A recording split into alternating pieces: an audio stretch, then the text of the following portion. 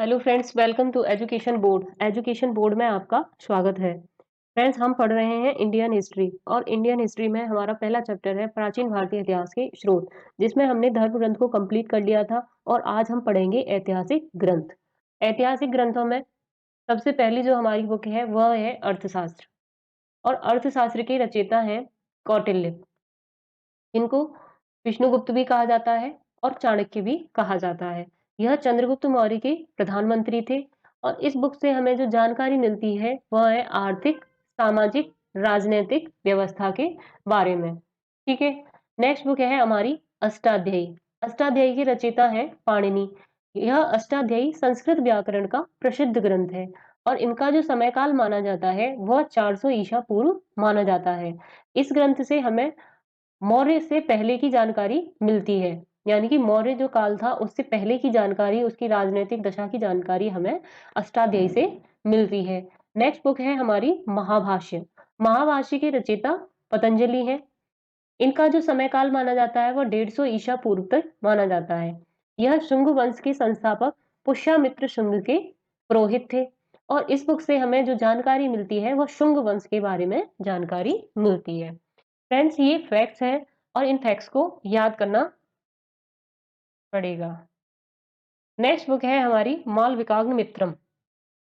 मालविकाग्नि मित्रम के रचयिता कालिदास हैं और यह एक नाट्य ग्रंथ है, यानी एक नाटक है मालविकाग्नि मित्रम। और यह फर्स्ट सेंचुरी में लिखा गया है। कालिदास गुप्त काल के कवि मानते हैं इनको कुछ जो क्रिटिक्स हैं, और कुछ इनको फर्स्ट सेंचुरी के राइटर मानते हैं। नेक्स्ट बुक है हमारी बुद्ध चरित्र। बुद्ध चरित्र के रचयिता अश्वघोष हैं और यह प्रथम शताब्दी ईसा पूर्व के लेखक माने जाते हैं। इसकी लैंग्वेज संस्कृत है और इससे जो हमें जानकारी मिलती है वह गौतम बुद्ध के जो विविध चरित्र हैं उनके बारे में हमें जानकारी मिलती है। नेक्स्ट बुक है हमारी मुद्राक्षस। मुद्राक्ष मुद्राक्षस के रचयिता है विशाखदत्त। यह मुद्राक्षस एक ऐतिहासिक नाटक है और यह 500 ईस्वी के आसपास लिखा गया है। और इससे हमें जो जानकारी मिली है वह नंद राजाओं तथा चंद्रगुप्त मौर्य के इतिहास के बारे में जानकारी मिली है। नेक्स्ट बुक है हमारी हर्षचरित्र। हर्षचरित्र, ध्यान रखना, यह हर्षवर्धन ने नहीं लिखी, यह बाणभट्ट ने लिखी है, जो कि हर्षवर्धन के राज दरबारी कवि थे।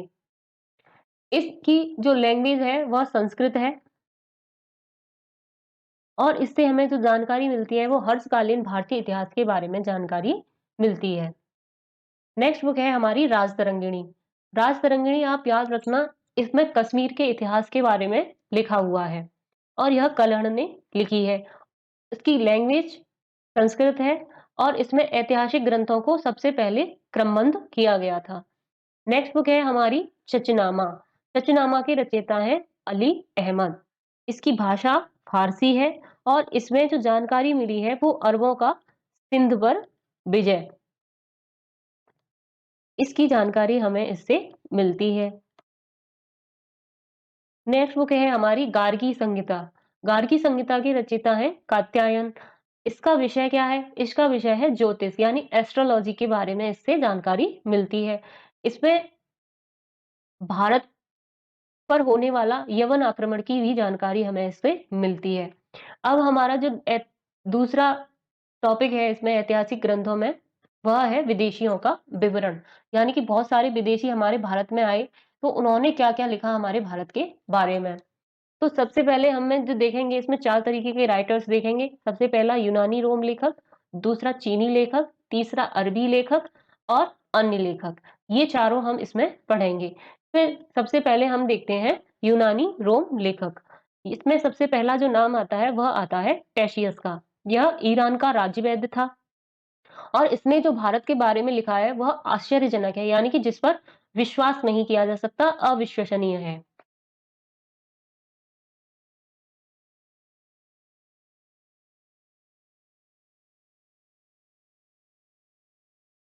नेक्स्ट है हेरोडोटस। हेरोडोटस, इनको इतिहास का पिता कहा जाता है।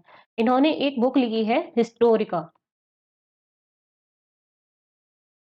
ठीक है, ध्यान रखना, हेरोडोटस को इतिहास का पिता कहा जाता है।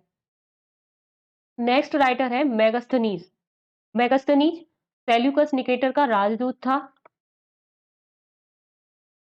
सेल्यूकस निकेटर जो कि सीरिया का था।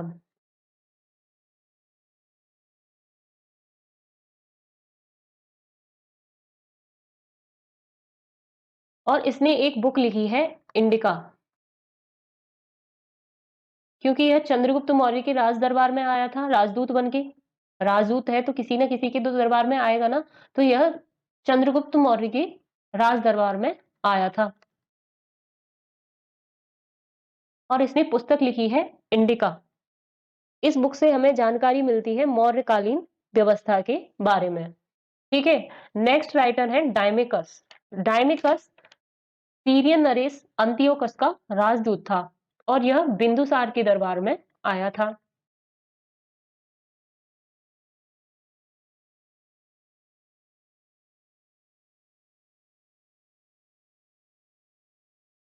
नेक्स्ट डायनोमाइशियस, यह मिस्र नरेश टॉलमी फिलाडेल्फस का राजदूत था और यह अशोक के शासनकाल में आया था।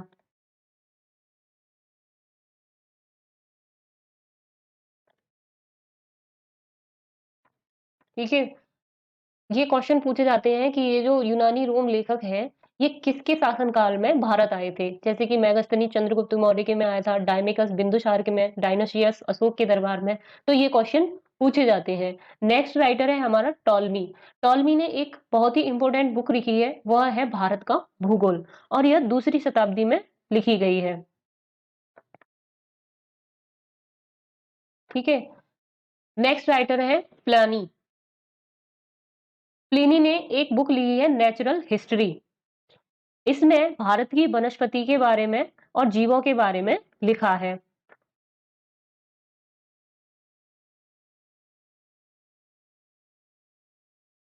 ठीक है। ये हो गए हमारे यूनानी रोम लेखक। अब हम देखते हैं चीनी लेखकों को। चीनी लेखकों में जो पहला नाम आता है वह नाम आता है फाहियान का। फाहियान, यह चंद्रगुप्त द्वितीय जिन्हें विक्रमादित्य भी कहा जाता है के शासनकाल में आया था। इसने एक बुक लिखी थी फोगुजी। इसमें बौद्ध राज्यों का अभिलेख है।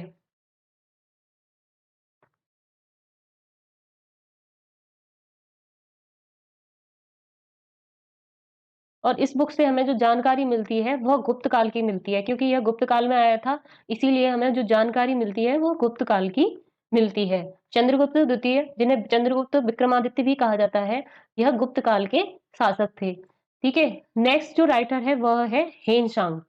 हेनसांग 629 एडी से 645 एडी तक भारत में रहा, लगभग 15 से 16 साल तक भारत में रहा था, और यह हर्षवर्धन के शासनकाल में आया था। इसने एक पुस्तक लिखी है सीयू की। इससे हमें जो जानकारी मिलती है वह हर्षकालीन व्यवस्था के बारे में जानकारी मिलती है, और इसमें 138 देशों का वर्णन किया गया है। विशेष क्या है? विशेष यह है कि हेनचांग ने नालंदा विश्वविद्यालय जो कि बिहार में था, नालंदा विश्वविद्यालय में टीचर भी रहा है यह, और स्टूडेंट भी, यानी कि दोनों कार्य इसने वहां पर किए हैं नालंदा विश्वविद्यालय में। ठीक है। नेक्स्ट है राइटर इत्सिंग। इत्सिंग 671 से 695 ईस्वी तक भारत में रहा था, और इसने प्रसिद्ध बौद्ध भिक्षुओं की आत्मकथाएं लिखी थी। ठीक है। ये हो गए हमारे चीनी लेखक। हम बात करते हैं अरबी लेखकों के बारे में, जिसमें पहला नाम आता है सुलेमान का। यह 9वीं शताब्दी में भारत आया था, और पाल व प्रतिहार शासकों के बारे में इसने लिखा है।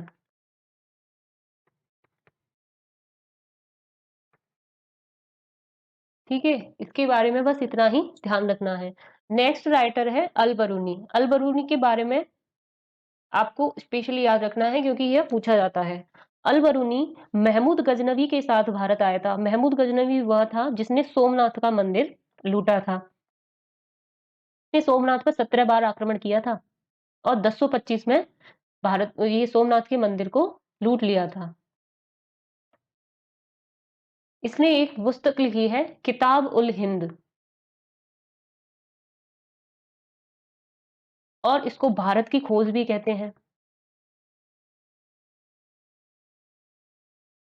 और इससे हमें जो जानकारी मिली है वह राजपूत कालीन सामाजिक और आर्थिक स्थिति के बारे में मिली है। ठीक है। अन्य लेखक, हमने 4 तरीके के लेखक पढ़ने थे, जिसमें हमने 3 तरीके के लेखक पढ़ लिए हैं, यूनानी, चीनी और अरबी। अब हम देखते हैं अन्य लेखकों को। अन्य लेखकों में जो पहला नाम है वह है तारानाथ का। यह एक तिब्बती लेखक था और इसने एक पुस्तक लिखी है कंगयूर।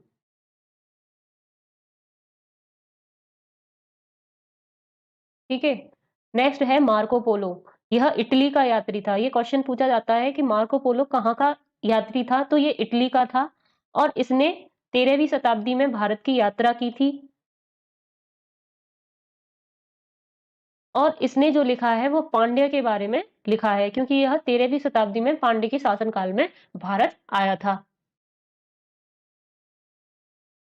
पुरातत्व संबंधी साक्ष्य के बारे में। पुरातत्व संबंधी साक्ष्यों में हमें 3 तरीके के साक्ष्य देखने हैं, जिसमें पहला आता है अभिलेख, दूसरा स्तंभ लेख और तीसरा सिक्के और मुद्राएं।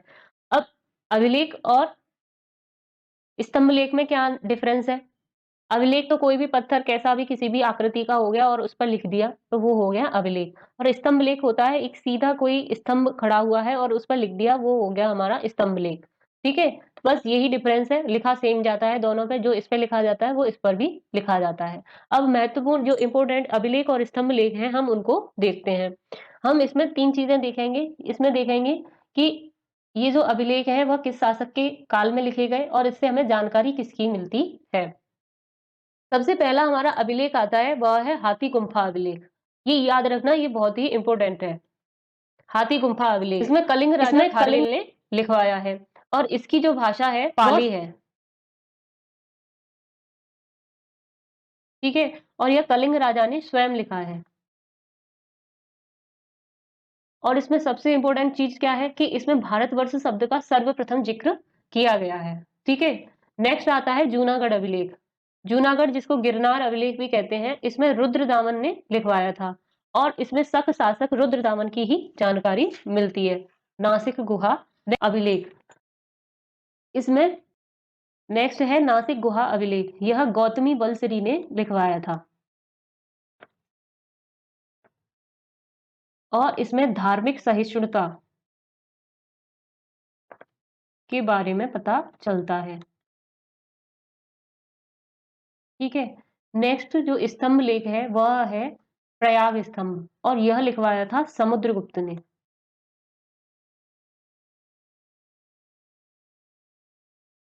इसमें जो लिखा गया है वह गुप्त काल के जो बलशाली राजा थे उनकी नीतियां तथा उनके कार्यों के बारे में लिखा गया है।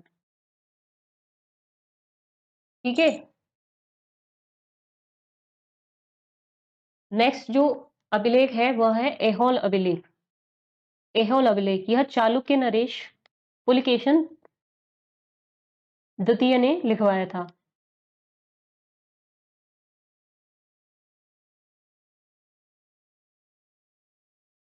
और इसमें हर्षवर्धन तथा पुलकेशन द्वितीय के युद्ध के बारे में जानकारी मिलती है। हर्षवर्धन तथा पुलकेशन द्वितीय।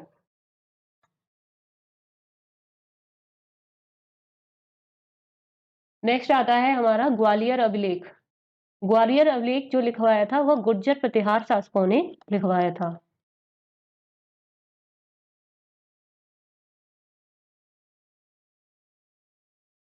ठीक है। नेक्स्ट है एरण अभिलेख। एरण अभिलेख से हमें एक प्रतिमा प्राप्त हुई है, वह वाराह प्रतिमा, विष्णु का अवतार कहा जाता है और जिसको वाराह प्रतिमा। ठीक है। ये हूण राजा तोरमाड़ के बारे में इसमें जानकारी मिलती है।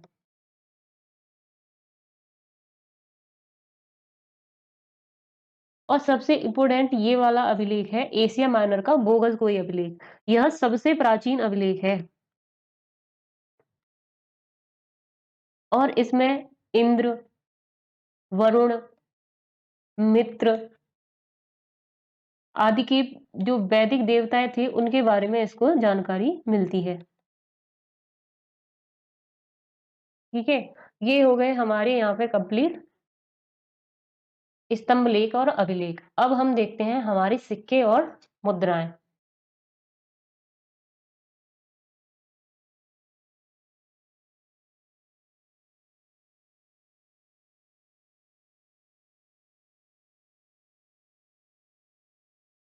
सिक्के और मुद्राओं में हम सबसे पहले देखेंगे प्राचीनतम सिक्के, जिनको आहत सिक्के भी कहते हैं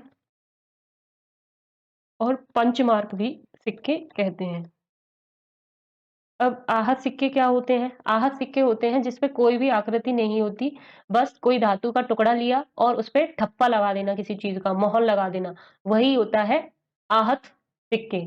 यानी कि धातु के टुकड़े पे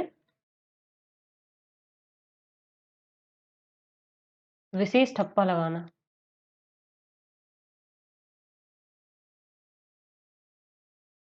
ठीक है? सर्वप्रथम जो सिक्कों का उल्लेख मिलता है, लेख मिलता है, वह मिलता है यवन से।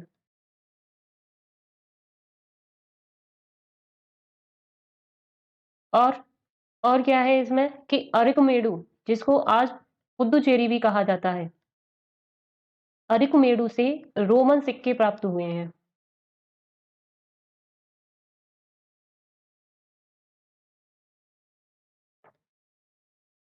ठीक है? इसमें और क्या देखेंगे हम कि प्राचीनतम जो सिक्के हैं, वो सबसे पहले किसने चलाए थे?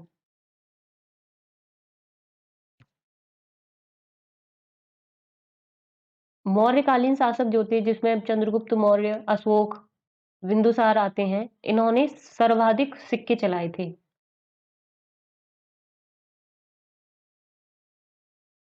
ठीक है? और सर्वाधिक सोने के सिक्के किसने चलाए थे? सर्वाधिक सोने के सिक्के चलाए थे गुप्त शासकों ने। ठीक है? और सर्वाधिक शुद्ध सोने के सिक्के,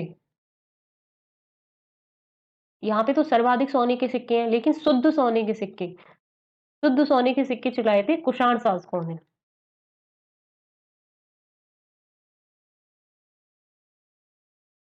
और सातवाहन ने चलाए थे शीशे के सिक्के।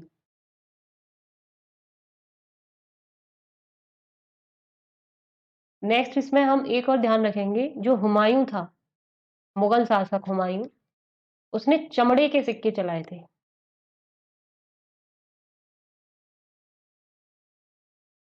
ठीक है? यहाँ पे हमारा ये चैप्टर कंप्लीट होता है। नेक्स्ट लेक्चर में हम प्राक ऐतिहासिक हिस्ट्री के बारे में पढ़ेंगे, हिस्ट्री के बारे में पढ़ेंगे। तब तक के लिए थैंक यू सो मच।